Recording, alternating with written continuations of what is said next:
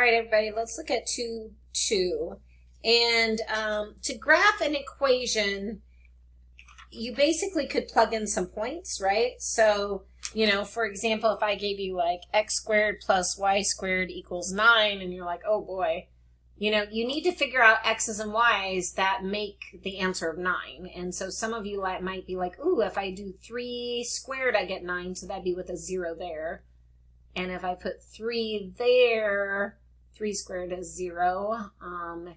And then it's like, ooh, what about -3? Like a -3 squared and 0 works, and 0 and a -3. And you could also plug in, you know, like decimals or whatever. But hopefully you might know that if you have like x squared plus y squared equals number, that's actually a circle. And so when I make the input-output chart, I'm like, okay, so I have something touching 3 on the x-axis and 3. Those are called X-Intercepts. And I have a negative, let's see, +3 and -3 on the y. So those are Y-Intercepts. And this is not a box. And I could plug in some decimals to see, but this is actually going to be, if I can make it, not very well. See, it's too boxy, but anyway, it should be a circle with a radius of 3, square root of 9. All right.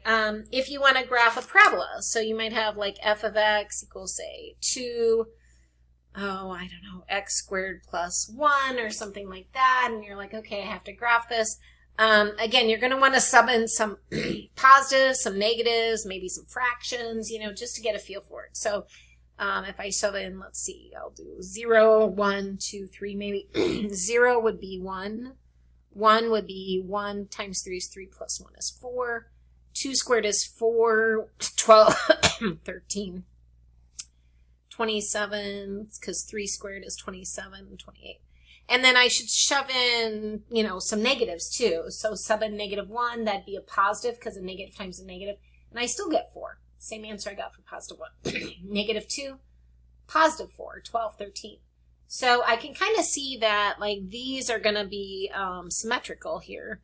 And so I'm expecting that to be 28, right? So 9, 27, I'm going to get 28 again. So if I graph this, I'm like, okay, at 0, 1, I have a point right there. And at 1, 4, I have a point. And at -1, 4, I have a point. And at 2, say 13, I have a point. And -2, 13, I have a point. And you should know if it has if it's a quadratic, it's going to be a parabola. So anytime you have an x squared, blah, blah, blah, you always get a parabola. So there's my parabola. And again, I just plugged in points to kind of see, you know, if it works.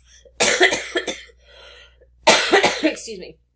I could ask, you know, is a point, I don't know, like 3, 4 on this graph, and I didn't really graph it, so how do I know? Well, you can shove it into the formula, and we already did 3, and it had 28, so we know this is not on there, right? Let's do one that we haven't done. Let's do 4 and say 50. So if I go over 4 and up 50, is that going to be on there? Well, this is your input, your x. This is your output. So I'm going to shove 4 in there, see what I get. 3 times 16, 48 plus 1. Ooh, close, but no cigar. This one is close to it, but it has to be exactly 49 to be on the line. So even though it's close to it, it's not on, it wouldn't be on a line, but it'd be on the parabola. So it's not on there. So the way you can tell is you just shove it in there and see if it works. Let's see. So intercepts, again, are your X and Y intercepts, like where it crosses. So kind of like in football, right? Like, you know, if a, I don't know, football player here is throwing the football, right?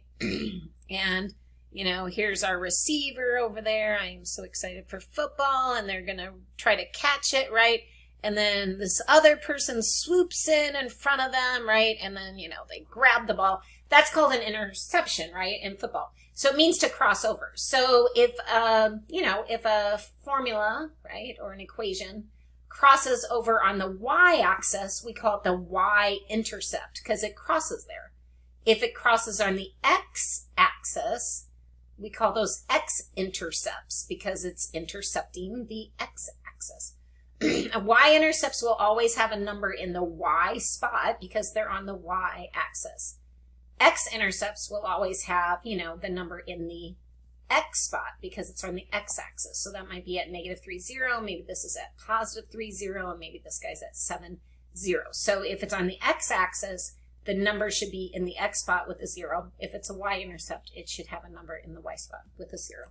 So those are intercepts. Let's see. If you're going to find the, like if you have something like this in this form, and I want to find the X and Y intercepts, I can make an input-output chart, and I could shove in 0 for X, divide by 4, that would be what, 3. So 0, 3, see how the number's in the Y spot? This is going to be on the Y axis. That's the Y-intercept. If I shove in 0 for Y, divide by 3, I get 4. The number's there. That is my X-intercept. So if I'm going to graph this line, I know it crosses 3 on the Y, 1, 2, 3, and I know it crosses 4 on the X, 1, 2, 3, 4, and I could graph it. And I know it's linear because there's no exponents or weird stuff in that, so that is a linear equation. If you had something like x squared plus 5x plus 4 equals 0, and we have this, and we're trying to, maybe the original looks like this, and we're trying to graph this and then maybe get the X-intercepts and all this. You should know that this is going to be a parabola, right? Might open up, might open down, depends on the stuff that we learn in this class. And so it's a quadratic. So what we're going to do is we're going to set it equal to 0. And remember, the fast way to solve these, if it works, is to factor. So 4, oops, I don't know why I put 4 twice, 4 and 1. Gives you because the factors of 4 that add up to 5 are 4 and 1. And so I can set each piece equal to 0. So let's see, x plus 4 equals 0, bring a -4 over, so it'll be a -4. And if I set this equal to 0, I get a -1. So I know that this thing has an intercept at a -1 on the x-axis because the number's in the x spot. So that would be an x-intercept, 2, 3, 4. This would be another x-intercept. How would I find the y-intercept? Well, if I go to my original equation, before I set it equals 0, what happens? That was when I subbed in, what, 0 for the output. What if I sub in 0 for the input? So 0 squared plus 5 times 0 plus 4. So if I shove in 0, 0, I get just 4. So that means when my input was 0, my output was 4. So 0, 4 is 1, 2, 3, 4, where it's going to touch on the y-axis. And I could shove in some other points. So I could shove it, let's see, I could make my input-output chart just to be more accurate.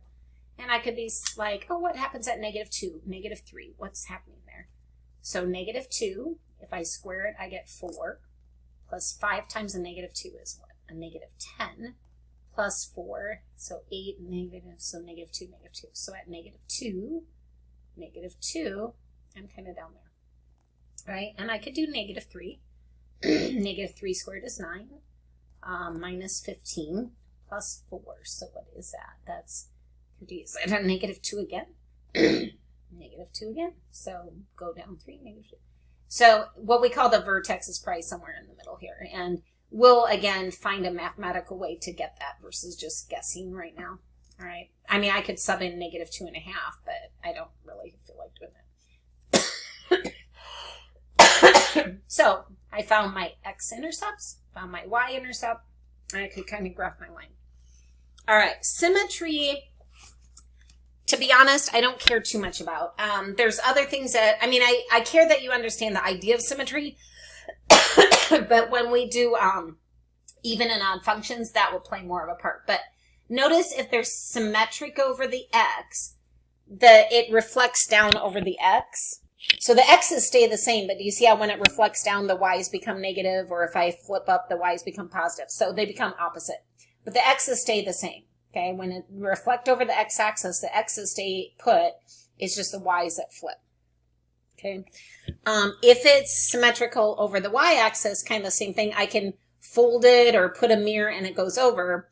So again, the x's are moving, so the x's are becoming either positive or negative, depending on which way we're flipping. But the y's are staying put. Okay, and that would be symmetry with the y-axis, because that's like your mirror. Here it's symmetry with your x-axis, because that's your mirror. And then rotational symmetry, both points become opposite. So, and it's like a rotation. It's like I twist it. Okay, so it's rotation around this point right here. So I'm just moving it around. So if this is positive, like say this is 2, 3, it's going to go to -2, -3. If this guy's at 1, 2, then over here it's going to be at -1, 2. So that's symmetry over the origin. Now, if you're not sure and you get an equation, you could graph them on Desmos and then just look and be like, oh yeah, it has rotational symmetry, or oh, it reflects over the Y, or oh, it reflects over the X. But the other thing you could do is sub in a point. So on the next page, it gives you kind of a test. So you might want those in your notes. But if you replace, you know, Y by -Y, and when you simplify, right, you know, you can do that test, or you can sub in X with a -6 and simplify and see what you get. And then you can replace both of them and see what you get. I would never put that on a test. But you know, you could just graph it, right? Like this guy, if I want to look at this, I could graph it on Desmos and test for symmetry. But my math lab might want you to do it. So we'll look at how you do it. All right. So for the x-axis, right? So if it goes over the x, remember the x's stay, but the y's go from positive to negative. So I'm going to put a -y in here, right? And notice that that's not the same as this guy. Okay. So once you sub it in, they'd have to be identical. So no symmetry there. Right, remember if you reflect over the y's, the x's become negative. So I put -x in there, negative in here. And notice a negative times negative is a positive, negative times positive, and we get back to our original, which means it's symmetric, right? When you sub in the negative, you get the same thing. So it's symmetry to the y-axis. And the origin, you sub in both and see what you get. So sub in a negative where the x is, negative where the y is. Here we get it to look the same, but over here it doesn't. And so if I bring that negative over, it doesn't look the same, which means it isn't symmetric. But the other thing I could do is, and I'm going to pull up Desmos quick, is you can just graph it. So there's other tests that I care more about, probably. Desmos graphing calculator. We'll talk about symmetry to axis like with specific functions later. And then it's really important. But right now, it's not hugely important. So, all right, we're going to do y equals, and then I'm going to do 4x, use a little caret key for exponent. All right, and then I need to get it to do a fraction. There we go. And then x squared, oopsie. Use a caret key. And then maybe here, how about plus, what was it, 1? Okay.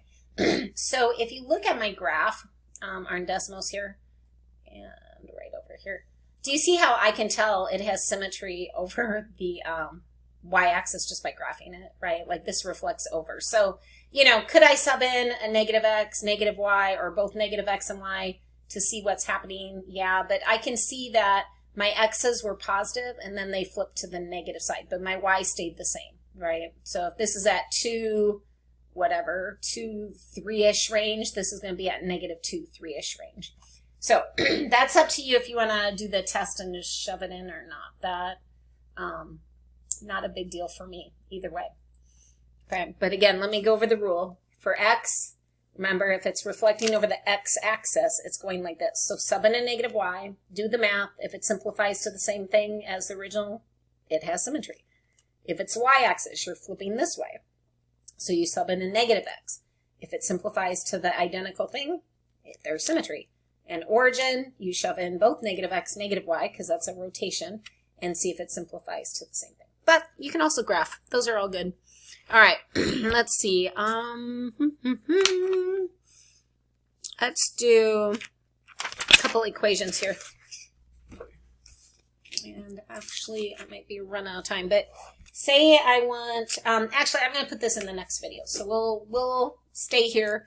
So for example, if I have y equals x squared or f of x equals x squared, if I shove in a -x, I get -x squared, I get back to positive x squared. So that has symmetry. Now, which axis does it have symmetry to? Well, when do the x's become negative, right? So the x's go from positive to negative when they reflect over this way. So this has symmetry over the y-axis. If I shove in a -y, that I can't make that look the same. I could divide. I mean, I could bring the negative over, but then it doesn't look the same. So this is none. And then if I do both,